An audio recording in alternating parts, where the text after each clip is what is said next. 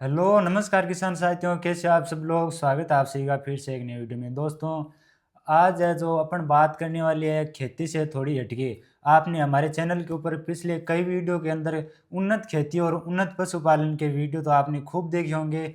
खूब अच्छे सफल किसान है जो हम आप तक लेके आए, जिनको पद्मश्री अवार्ड तक भी मिला था। और ये मिलने के लिए उन सभी की क्वालिफिकेशन बहुत ही अच्छी थी।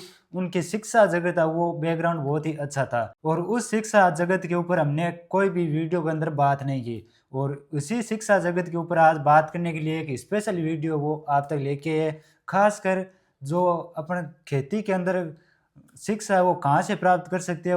और इसमें भी जो सबसे खास बात है वो है कि लड़कियों के लिए जो महिला फार्मर होती है उनके लिए शिक्षा का बेस्ट ऑप्शन इसके अंदर क्या है और किस प्रकार वो खेती से हटके भी अपने बात करें, अगर कोई गवर्नमेंट फील्ड के अंदर वो कोई काम करना चाहे तो वो किस प्रकार कर सकती है। अभी हमारे साथ लेक्चरर महेंद्र जी है, वो मौजूद है और इनसे मिलवाते हैं और पूरी जानकारी दिलवाते हैं। तो स्वागत है महेंद्र जी आपका हमारे यूट्यूब चैनल पर। नमस्कार आप सभी का। और सबसे पहले तो मैं आपका धन्यवाद देना चाहूँगा कि आप इतनी महत्वपूर्ण जानकारी अपने व्यूअर्स को और किसान भाइयों के बच्चों तक आप पहुँचा रहे हैं। धन्यवाद और सर। मैं उम्मीद करता हूँ ये जो वीडियो है ख़ास करके किसानों के जो बच्चे हैं उनके लिए बहुत ही उपयोगी साबित होगा। अच्छा। तो सबसे पहले मैं बात करता हूँ कृषि की।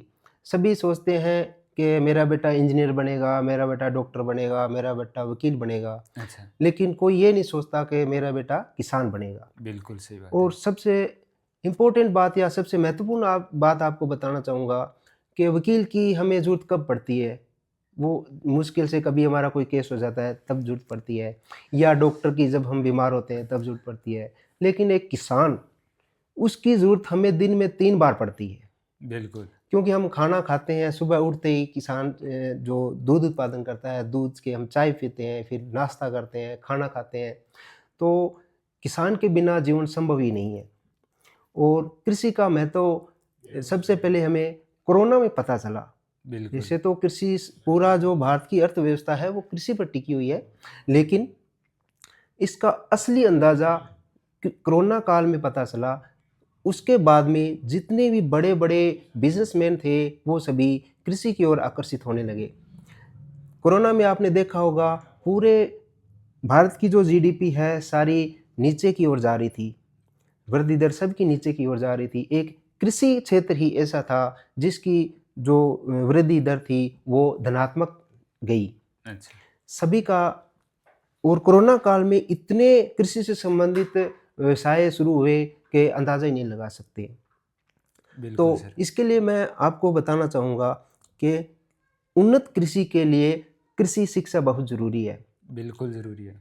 जब तक हम कृषि के बारे में उच्च शिक्षा प्राप्त नहीं करेंगे, तब तक जो भी अपना नॉलेज है या अपना कोई ज्ञान है, उसके अंदर इम्प्लीमेंट नहीं कर पाएँगे।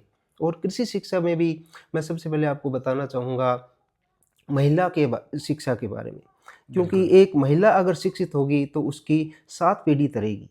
बिल्कुल। एक महिला अगर शिक्षित होती है, तो वो कम से कम 7 परिवारों को शिक्षित करेगी।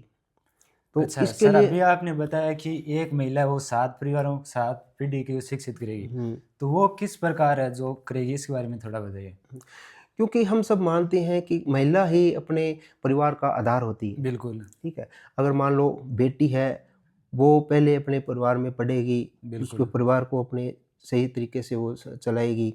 उसके बाद उसकी शादी हो जाती है, तो वो ससुराल में जाती है, तो ससुराल के भी पक्ष को उसको भी वो पूरा अच्छी तरह से शिक्षित करेगी, अपने बच्चों को, अपने परिवार के पूरे जितने भी उससे संबंधित है, सभी को वो शिक्षित करेगी।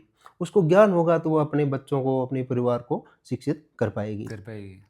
तो महिला शिक्षा और ख़ास करके महिला को कृषि शिक्षा के बारे में अगर अपनी जानकारी लेना चाहें, तो इसमें सरकार की तरफ से बहुत सारी सुविधाएँ दी जा रही है। अच्छा। सबसे पहले बात करें अपने कृषि के पढ़ाई अगर अपने करें, तो 10वीं कक्षा के बाद में 11वीं कक्षा में जब अपने विषय का चयन करते हैं, तो उसमें अच्छा। कृषि विषय एक कृषि संकाय है, उसका अपने चयन कर सकते हैं।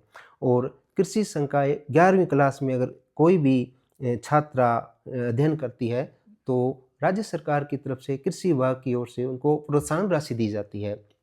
यह अच्छा। प्रोत्साहन राशि कक्षा 11 और 12 में 15,000 रुपये प्रति वर्ष दी जाती है। इसके अच्छा। बाद में वही बच्ची कक्षा 12 के बाद में स्नातक स्तर पर अगर शिक्षा ग्रहण करती है तो लगातार 4 साल तक उसको 25,000 रुपया कृषि प्रोत्साहन राशि मिलती है। अच्छा। इसके बाद कृषि स्नातक के बाद अगर बच्ची कृषि स्नातकोत्तर शिक्षा ग्रहण करती है तो 2 साल तक उसको 25,000 रुपया मिलता है।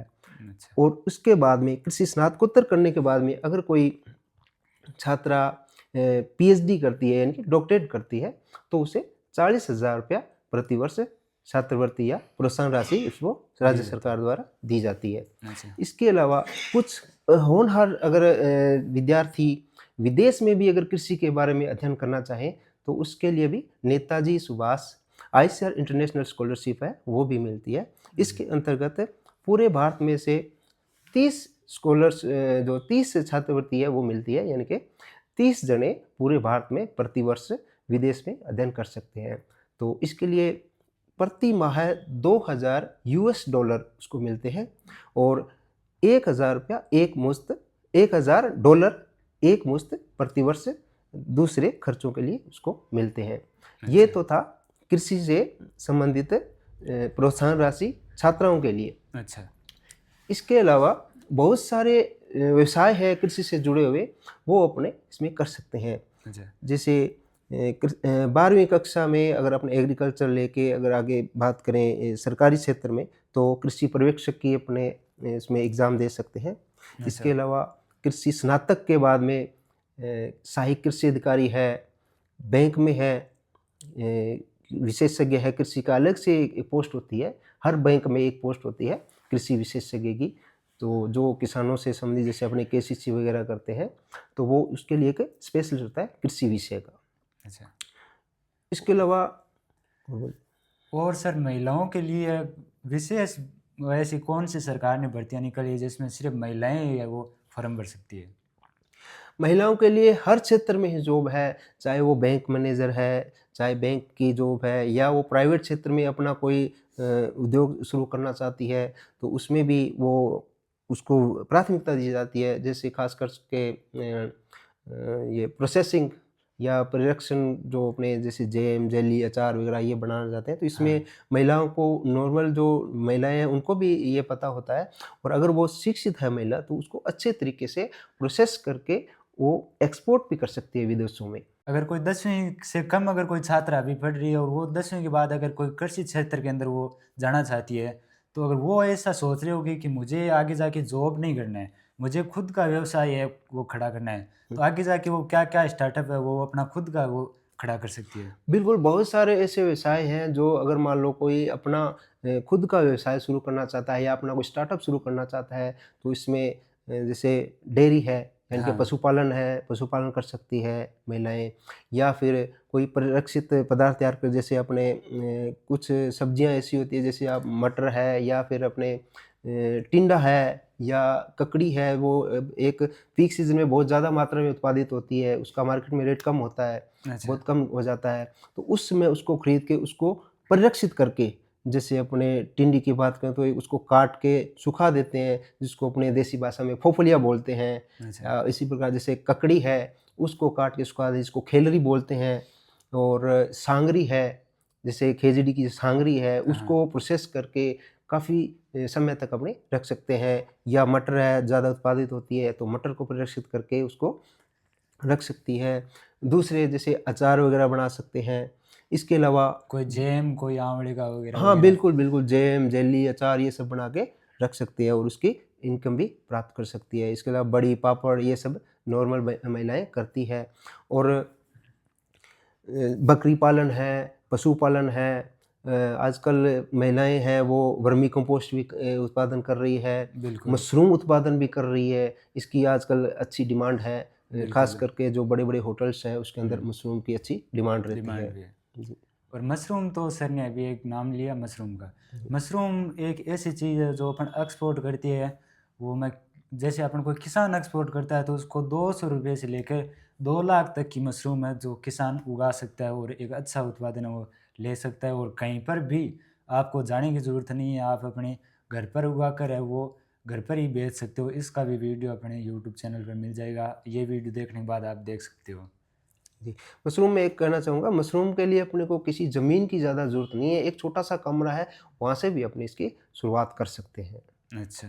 जी, और सर जैसे कोई पढ़ी लिखी महिला अगर आगे चल के खेती करना चाहिए, क्योंकि अपन देखते हैं आप भी अभी तो लेक्चरर हो, फिर आपका जो अभी आप बता रहे थे बैकग्राउंड वो जी, खेती से जुड़ा है। जी, जी। और जो भी खेती से जुड़े हुए लोग हैं उनमें महिलाएं भी खेती करती है, साथ जी, में बिल्कुल। अपने पुरखों से चला है कि साथ में महिलाएं हाथ बटाती है।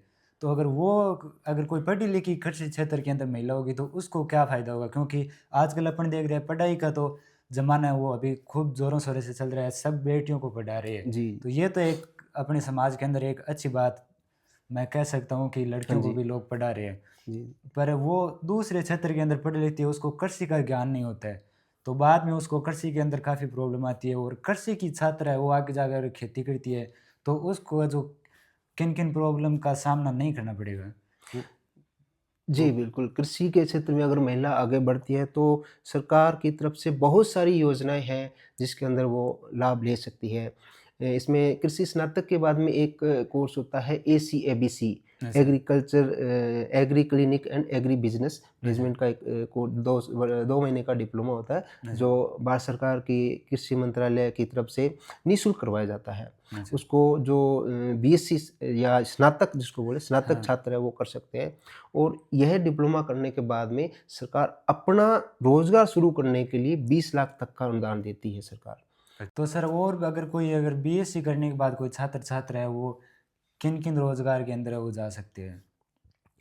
बीएससी यानी कि कृषि में स्नातक करने के बाद में बहुत सारे क्षेत्र हैं जिसमें छात्र है जा सकते हैं, छात्र-छात्रा दोनों ही जा सकते हैं। जैसे अपने सरकारी क्षेत्र की बात करें तो कृषि पर्यवेक्षक है, सहायक कृषि अधिकारी है, अच्छा, या इसके अलावा बैंक में है, कृषि विशेषज्ञ अलग से होता है, उसमें जा सकते हैं। इसके अलावा फार्म मैनेजर है, अच्छा, कृषि विश्वविद्यालय के अंदर फार्म मैनेजर है, उस अच्छा, पोस्ट पे जा सकते हैं। इसके अलावा प्रयोगशाला सहायक बन सकते हैं, कार्यक्रम सहायक बन सकते हैं। अच्छा, बहुत सारे ऐसे क्षेत्र हैं जिसके अंदर ये कृषि स्नातक जा सकते हैं सरकारी क्षेत्रों में। इसके अलावा बीमा क्षेत्र में अगर बात करें तो आजकल जो बीमा कंपनियां हैं अच्छा, उसमें भी कृषि स्नातक की बहुत डिमांड रहती है, क्योंकि कृषि जो फसलें हैं उसका हाँ, बीमा करती हैं। अच्छा, काफ़ी कंपनियां हैं जो हर फसल का बीमा करती है, तो उसके लिए भी एक कृषि विशेषज्ञ की आवश्यकता पड़ती है, अच्छा, तो बीमा क्षेत्र में भी जा सकते हैं। अच्छा, इसके अलावा कोई स्वरोज़गार अपना करना चाहे, अच्छा, कोई भी छात्र या छात्रा जो कृषि से स्नातक है या कृषि की पढ़ाई की हुई है उनकी 12वीं तक या स्नातक या स्नातकोत्तर तक, तो वो अपना व्यवसाय भी कर सकते हैं। अच्छा, जैसे फर्टिलाइज़र उद्योग है उसमें जा सकते हैं, बीज बिल्कुल, कंपनियाँ हैं, चाहे तो वो खुद की बीज कंपनी अपनी बना सकता है, चाहे तो वो बड़ी-बड़ी कंपनियों में भी काम कर सकता है। और इसके अलावा एक सरकार ने अभी मैंडेटरी कर दिया है कि जो अपने फर्टिलाइज़र की जो दुकान थी, जैसे नॉर्मल मेडिकल के जो दवाइयों के मेडिकल जो खोलते हैं, हाँ, हाँ, उनके लिए जिस प्रकार डी फार्मेसी किया हुआ ही लाइसेंस ले सकता है, इसी प्रकार कृषि क्षेत्र में जैसे बीज कंपनियाँ हैं या पेस्टिसाइड की जो दुकानें जो अपने खोलते हैं, अच्छा, उसमें कृषि स्नातक ही अनिवार्य कर दिया है। अच्छा, यानी कि जो दूसरा है वो उसमें नहीं लाइसेंस आ नहीं ले सकता, सकता है। बिल्कुल। जी। तो अगर कोई भी छात्र या छात्रा अपना स्वरोज़गार करता है, तो सर ने बहुत सारे स्कोप है वो बता दिए, और भी सर मेरे को पीडीएफ भेज देंगे, मैं आपको स्क्रीन पर लगा दूँगा, आप देख सकते हो। बहुत सारे रोज़गार है वो कृषि क्षेत्र के अंदर आ रहे हैं, और आजकल अपन देख रहे हैं कुछ महिला फार्मर भी अपना खुद का एक एग्रो टूरिज़्म बना के भी बहुत अच्छा स्कोप है उन्होंने खड़ा किया है। भरतपुर हुँ, की एक महिला है जिनका नाम मेरे को अभी याद नहीं है, उन्होंने भी एक एग्रो टूरिज़्म बनाया है। अपने सीकर के भी एक किसान हैं जिनके कुछ दिनों बाद मैं जाने वाला हूँ, उन्होंने भी एक बहुत ही अच्छा एग्रो टूरिज़्म बनाया है।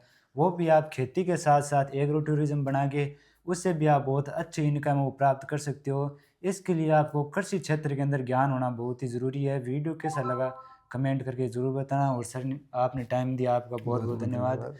और ऐसे ही जो खेती के अंदर कुछ नए-नए वीडियो अपने देखने के लिए इस चैनल को सब्सक्राइब करके इस वीडियो को कृषि छात्रों के साथ शेयर ज़रूर कर दें, और आपके भी अपने बच्चे को अगर कृषि क्षेत्र के अंदर डालना चाहते हो, आपको भी ये वीडियो बहुत ही लाभदायक होगा। धन्यवाद।